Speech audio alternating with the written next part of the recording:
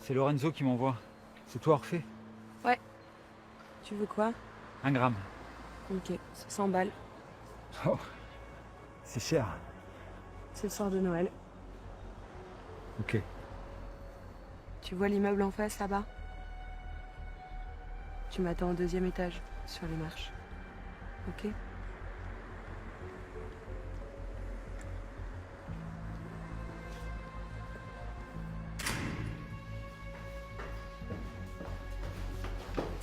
Prépare l'argent. Attends.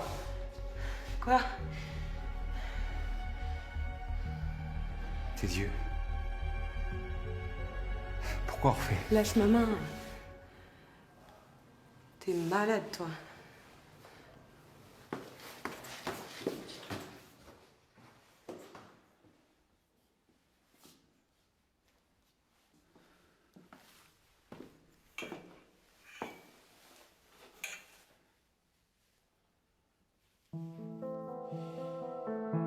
C'est le soir de Noël.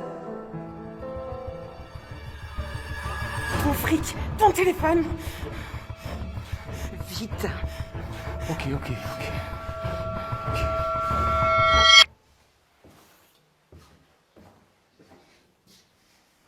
Et puis tu sais quoi, mon vrai prénom c'est pas Orphée, c'est Orpheline. Merci pour les chaussures, Papa Noël. Joyeux Noël, Myriam.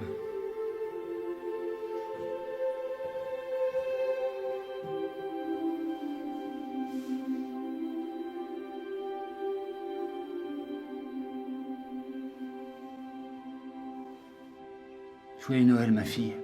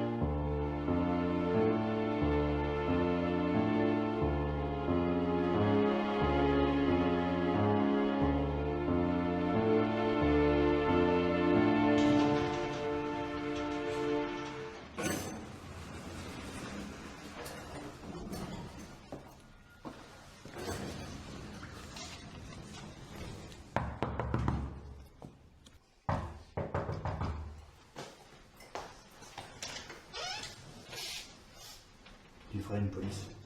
Oui, entrez, c'est par ici.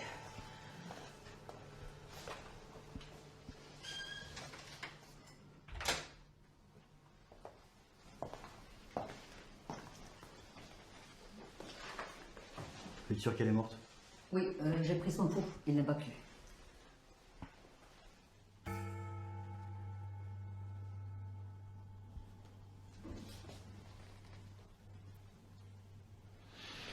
Aucune trace de lutte. Ses lèvres sont bleutées, elle a dû être empoisonnée. Quelqu'un a vu ce qui s'est passé? Non, je suis arrivée à 9h pour prendre mon service et j'ai trouvé madame comme ça sur le canapé. Et vous nous avez appelé immédiatement? Oui. Vous étiez seule avec la victime? Non, j'étais présente. Ah, donc vous avez dû être là au moment de décès? Ah non, elle était déjà comme ça quand je suis arrivée. À quelle heure? Vers 8h45. J'ai ouvert avec ma clé, je suis la fille de la victime. Et vous? Que venez-vous faire dans cette histoire? Je m'appelle Élise Moreau, je suis envoyée par le ministère de l'Intérieur.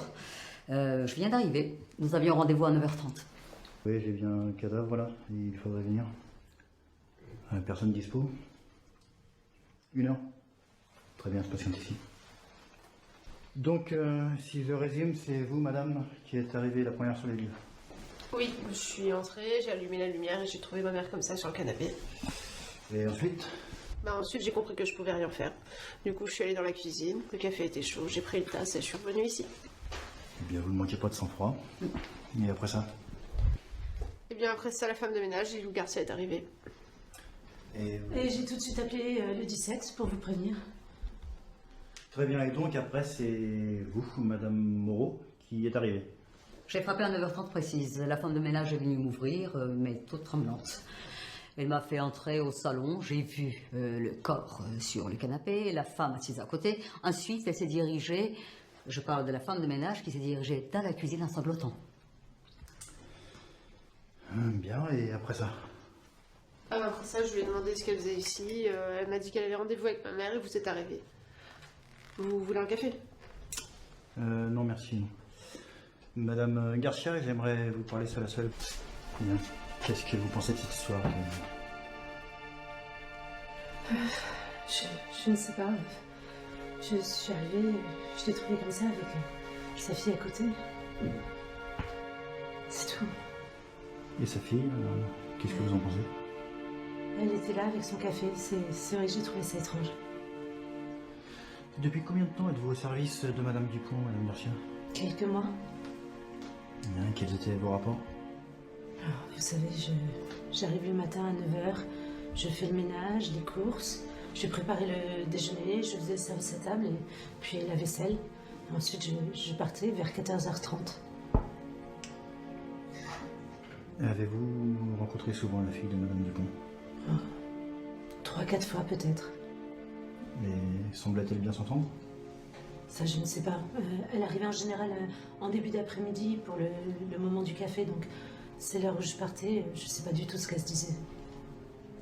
Très bien, nous retournons au salon, s'il vous plaît.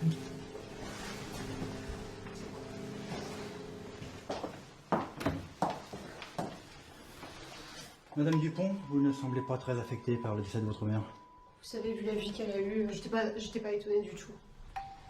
Et racontez-moi cette vie. Ma mère est née et a vécu à Saint-Pétersbourg en Russie. Dans quel milieu était-elle? Mon père était oligarque. Il a été assassiné juste au début de la guerre. Et votre mère dans ses affaires? Et en fait, mon père lui a donné une clé USB avec plein de secrets politiques, économiques. Il avait confiance en elle. C'était sa collaboratrice. Bien, et comment est-elle arrivée ici, à Paris? Et bien, avec la mort de mon père, on est venu se cacher ici en France et elle a pris un nom d'emprunt, Dupont. Madame Moreau, voulez-vous venir, s'il vous plaît? Madame Moreau, pour qui travaillez-vous exactement? Seul nos supérieurs peut vous répondre à ça. Ça suffit, dites-moi ce que vous savez déjà. Tout d'abord, Madame Dupont vivait sous une fausse identité. Son vrai nom était Marguerite Cordonova. Mais encore. Eh bien, depuis plusieurs mois, elle se sentait surveillée. Elle avait très peur qu'on lui soutire des informations et qu'on la dépouille de son argent. Elle était riche? Riche. Riche de diamants, riche des millions, des centaines de millions. Et aussi des informations très secrètes qui nous intéressaient au plus haut point. Bien, et qu'avez-vous découvert? Eh bien, qu'elle était bel et bien surveillée et par une personne très proche d'elle. Qui ça? Lilou Garcia, la femme de ménage. Mais encore. Selon moi, elle n'avait encore rien trouvé. Très bien.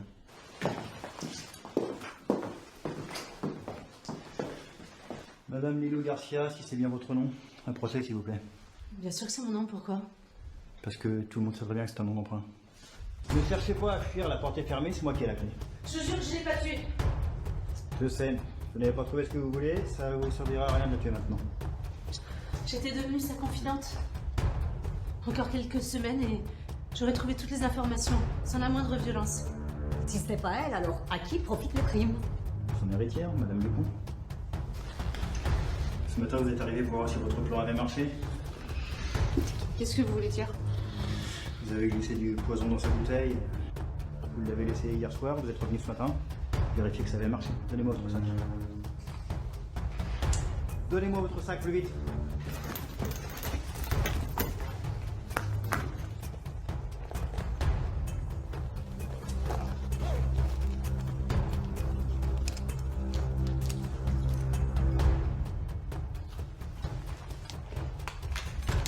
Oui, inspecteur. J'ai vu qu'on n'en finirait jamais.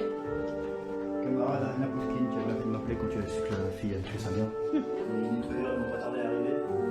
C'est pas si mal, Alexei. On forme une bonne équipe. Привет из Москвы.